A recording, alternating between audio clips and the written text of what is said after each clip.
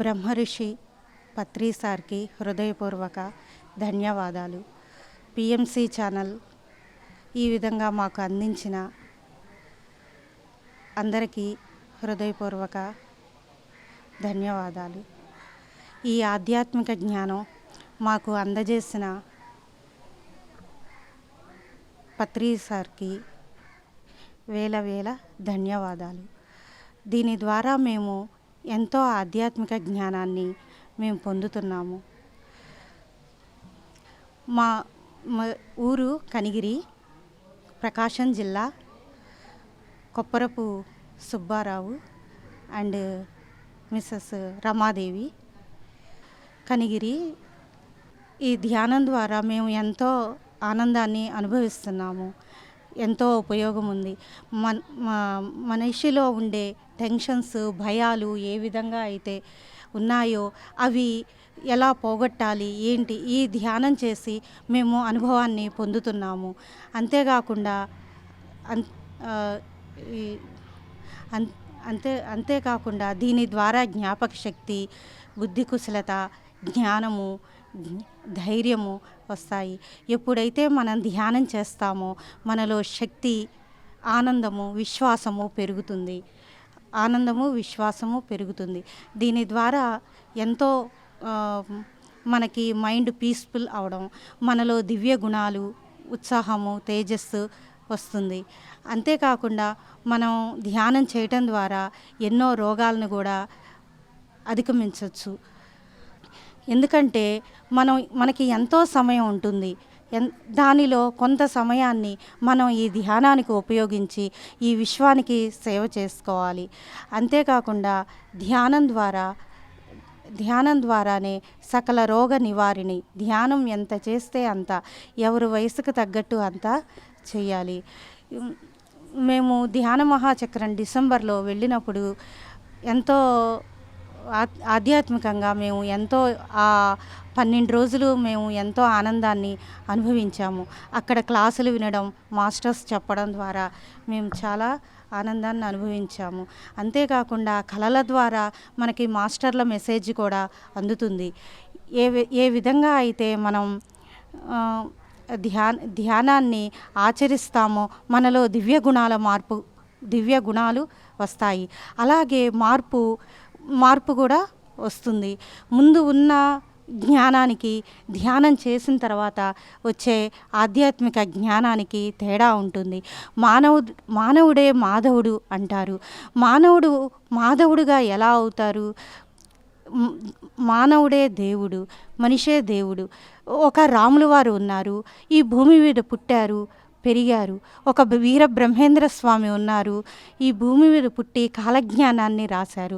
ఒక యేసు ప్రభు ఉన్నారు, తన జీవితాన్ని అంతా కూడా సత్యానికి బోధించి ఎంతోమందికి ముళ్ళ కిరీటాన్ని సహితం ధరించి ఆయన జీవితంలో ఉన్న సత్యాన్ని ఈ ప్రపంచానికి గురించి చెప్పారు. అంతేకాకుండా మహమ్మద్ ప్రవక్త కూడా ఇదే నిజాన్ని ఈ ధ్యానం గురించే చెప్పారు. ప్రతిదీ మనం అర్థం చేసుకునేది ధ్యానం గురించే. ధ్యానం వల్లనే ఏ మతం చెప్పినా, ఏ కులం చెప్పినా, ఎవరు చెప్పినా ఆ ధ్యానం గురించే. ఇప్పుడు ఈ పిఎంసి ఛానల్ ద్వారా ఈ ధ్యానం ఎంతో వెలుగులోకి వచ్చింది, ఎంతో అందరికీ తెలియబరుస్తుంది. ఈ లాక్డౌన్ సమయంలో కూడా ఈ ధ్యానము మనకి ఎంతగా ఉపయోగపడుతుందంటే, క్లాసులు లేని సమయంలో కూడా ఈ ధ్యానం మనకి చాలా ఉపయోగకరంగా ఉంది. ఈ ప్రతి సమయము మనం దీన్ని ఉపయోగించుకుంటూ ధ్యానం చేయడం ద్వారా మానవుడు మాధవుడుగా ఎదుగుతాడు. ఎలా అయ్యాడు? దేవుడు, మనం ఒక ఆంజనేయ స్వామిని పెట్టుకుంటాము, రాముల వారి ఫోటోని పెట్టుకుంటాము, అలాగే యేసుప్రభుని దేవుడు అనుకున్నాము. మళ్ళీ కృష్ణుడు ఈ భూమి మీద పుట్టినవారే. మరి కృష్ణుడిని కూడా మనం దేవుడిగా పూజిస్తున్నాము. అలా వాళ్ళని ఎందుకు మనం ఇంత దైవాలుగా అనుకుంటున్నాము? ఎందుకంటే ప్రతి ఒక్కళ్ళలో ఆ దివ్య చైతన్యం ఉన్నది, ఆ శక్తి ఉన్నది. కనుక వాళ్ళల్లో ఉన్న దైవాన్ని, దైవ గుణాలను కనుక మనం చూసి వాళ్ళని దేవుళ్ళగా భావించాము. మానవుడు మాధవుడుగా అవుతాడు. వాళ్ళల్లో ఉన్నది ఆత్మ చైతన్యమే, మనలో ఉన్నది ఆత్మ చైతన్యమే. వాళ్ళు ఎదిగి ధ్యానం చేసి సాధన చేసి ఆ పరమశివుడు ఆ ఆత్మస్వరూపులుగా ఏ విధంగా అయితే అయ్యారో మనం కూడా ఈ ధ్యానం ద్వారా ఏదైతే చేస్తున్నామో ఈ ధ్యానం ద్వారా మాత్రమే ఆ శ్వాసను గమనించి మనం ఎప్పుడైతే ధ్యానం చేస్తామో మనం కూడా మానవులుగా ఉండే మనము మాధవుడుగా మారతాము. ఆ మాధవుడిగా మారడానికి ఏం చేయాలి? మనం ప్రతి నిమిషము ఎరుకుతో ఉండాలి. మనం ఏ పని చేస్తున్నాము, ఎలా ఉన్నాము, వర్తమానంలో ఏం చేస్తున్నాము అని ప్రతి మన బ్రెయిన్ని, మన ఆలోచనని, మన ఎరుకని ఎప్పుడైతే మన దివ్య చైతన్యాన్ని మనం ఎరుకతో గమనిస్తూ ఉన్నామో అప్పుడు మాత్రమే ప్రతి జీవి కూడా ఆ భగవంతుడే. అందులో ఉన్నది చైతన్యమే, మనలో ఉన్నది చైతన్యమే. ఆ దివ్య గుణాలను మనం పెంపొందించుకోవడానికి అవకాశం ఉంటుంది. ఎప్పుడైతే మనం సాధన చేస్తామో ఎప్పుడైతే సాధన చేస్తామో ఆ సాధన ద్వారా మాత్రమే మనం ఈ లోకమే కాకుండా పరలోకానికి కూడా మనం వారసులమవుతాము. మనం చావు పుట్టుకలకి మధ్య గమ్యాన్ని మనం తెలుసుకోగలుగుతున్నాము. ఎందుకు పుట్టాము, ఎందుకు మరణించాము, ఈ పుట్టినందుకు మనం చేసేదేమిటి, మనం ఎలా చేయాలి, ఏం చేయాలి.